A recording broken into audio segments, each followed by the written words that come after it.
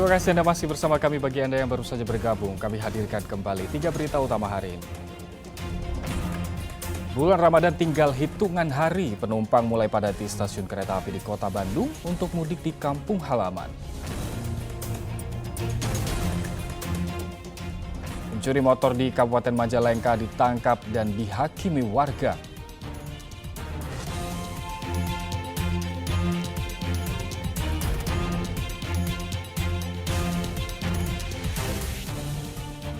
Ya, pencuri motor di Kabupaten Majalengka ditangkap dan dihakimi warga.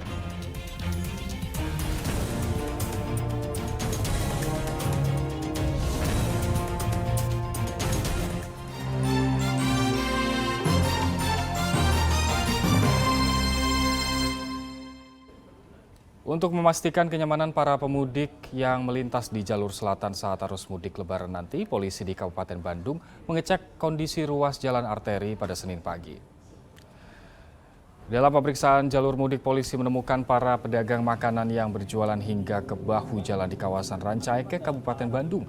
Secara persuasif, polisi meminta para pedagang memundurkan gerobak dagangannya agar tak memakan badan jalan yang bisa menghambat arus lalu lintas saat memasuki arus mudik Lebaran 2023. Jalur ini akan dilalui ribuan pemudik dari arah Jakarta menuju beberapa kota tujuan di Jawa Tengah dan Yogyakarta. Sejauh ini, sebagian besar kondisi ruas jalan sepanjang jalur selatan di wilayah Kabupaten Bandung relatif sudah cukup bagus dan hanya ada perbaikan di beberapa titik yang berlubang. Secara keseluruhan, sejak keluar tol Cileunyi hingga Nagrek, kondisi jalan relatif mulus. Polresta Bandung juga telah berkoordinasi dengan Polres Garut, Polres Sumedang, dan Polrestabes Bandung untuk menempatkan personil di titik rawan kemacetan. Yaitu tentunya penempatan personil di sepanjang jalur pintu keluar tol dan arteri yang menuju lokasi-lokasi mudik lah, khususnya di daerah Priangan Timur. Untuk koordinasi jalur dari Polresta Bandung dengan Polrestabes Bandung dan serta Sumedang serta Garut itu sudah dilakukan. Ada titik-titik khusus nggak Bang yang disiagakan petugas? Juga ada antrian seperti apa? Ada antrian, tadi kita juga sudah sama-sama cek, kurang lebih mulai dari Cileunyi, Kahatek, Dangder, Rancaekek, Lingkar Nagrek sampai batas di Cikaledong. Jelang bulan suci Ramadan, harga bahan pangan cenderung naik, namun kenaikan harga saat ini tidak merata di seluruh daerah di Jawa Barat. Pasar Kosambi, Kota Bandung beberapa hari jelang bulan puasa belum terlihat ramai. Pedagang daging sapi di Pasar Kosambi menyatakan meski harga terhitung stabil, belum ada peningkatan penjualan jelang puasa.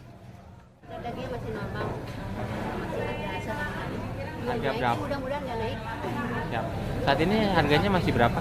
Masih 160 yang bagus. Daya belinya atau pada nggak punya duit atau gimana, pokoknya belum rame. Biasanya 2 minggu sebelum puasa udah rame. Sekarang kayak udah ada bertambah, biasa.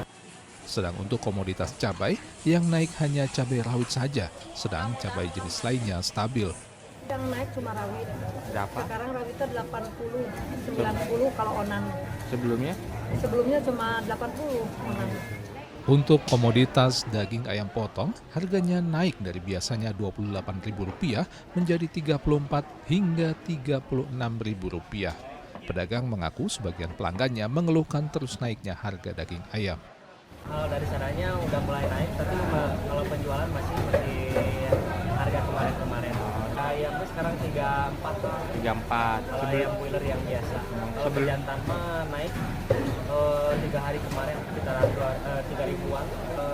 Ya biasalah komplain kayak gitu. Tapi udah gimana lagi dari sananya naiknya. Di Pasar Impres Pamanukan, Subang, harga daging sapi naik Rp10.000 menjadi Rp140.000 per kilogram. Meski naik, seorang warga mengaku tetap membelinya untuk persiapan bulan puasa. Diperkirakan harga daging sapi akan kembali naik sehari jelang puasa menjadi Rp150.000 per kilogram. Oh, naik lagi ya? Ibu beli? Kenapa Bu Ibu beli walaupun ya mahal juga? Ya, kita butuh ya? Buat puasa? Mahalnya harga telur ayam belakangan ini juga membuat konsumen di Pasar Cikurubuk, Kota Tasikmalaya memilih membeli telur berukuran lebih kecil.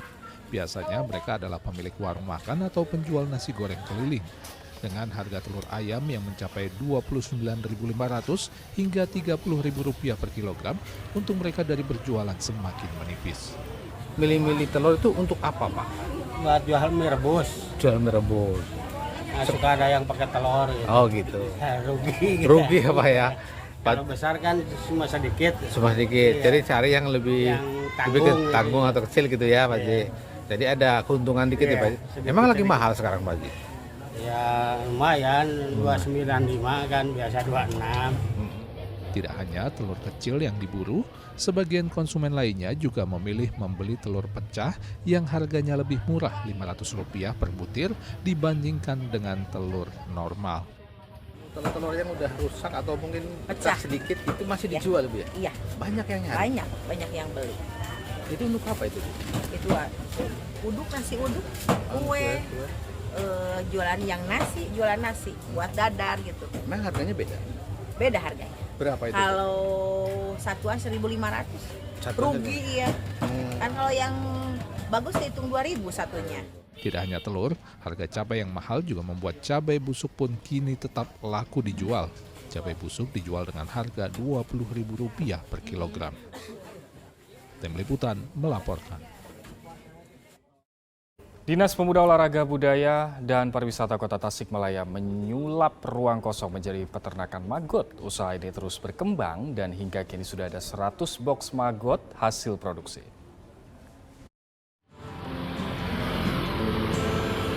Dinas Pemuda, Olahraga, Kebudayaan, dan Pariwisata Kota Tasikmalaya memanfaatkan bangunan yang kosong dan mulai rusak menjadi peternakan maggot. Hal ini didasari oleh kebijakan PLT Wali Kota Tasikmalaya terkait menumpuknya sampah sehingga semua pejabat diwajibkan untuk ikut mengurangi dampak sampah. Karena kejadian Dinas LH mengangkut sampah dari Pasar Cikurubuk sehari bisa 70 truk bolak-balik. Berarti kan penanganannya belum maksimal. Nah, kami sebenarnya simpel aja.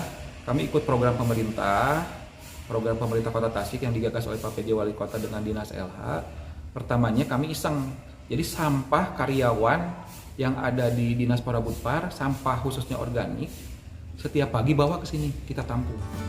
Maggot adalah larva lalat yang dapat memakan 1 kg sampah per hari. Maggot dapat digunakan sebagai pakan ternak dan ikan, sehingga dapat menjadi lapangan usaha yang menjanjikan. Untuk pakan maggot, pegawai diminta membawa sampah organik rumah tangga. Peternakan ini ternyata berkembang pesat. Dari 2 box, kini telah mencapai 100 box. Dispora Butpar juga bekerja sama dengan hotel dan restoran agar menyumbangkan sampah organiknya. Minggu dalam hari kerja ini berapa kali Ibu bawa sampah ke sini? Nggak tentu Pak, gimana ininya. Seadanya di rumah. Iya. Pasti kalau udah terkumpul dibawa ke sini. Iya. Di rumah memang sudah dipisahin antara Iya, sudah dipisah. antara organik sama anorganik ya. Meski awalnya iseng, peternakan ini ternyata semakin besar, bahkan sudah ada penawaran dari pembeli. Dinas juga menggandeng komunitas maggot untuk mengembangkan peternakan. Eko Setiabudi melaporkan dari Kota Tasikmalaya.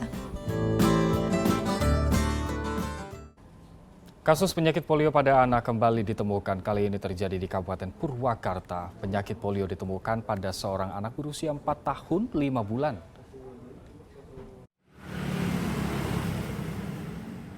Temuan kasus polio pada anak dibenarkan pihak Dinas Kesehatan Kabupaten Purwakarta. Seorang anak berusia 4 tahun 5 bulan di wilayah Kecamatan Manis, Kabupaten Purwakarta, positif terjangkit polio setelah mengalami demam dan sampel fesesnya diperiksa di laboratorium di Kota Bandung.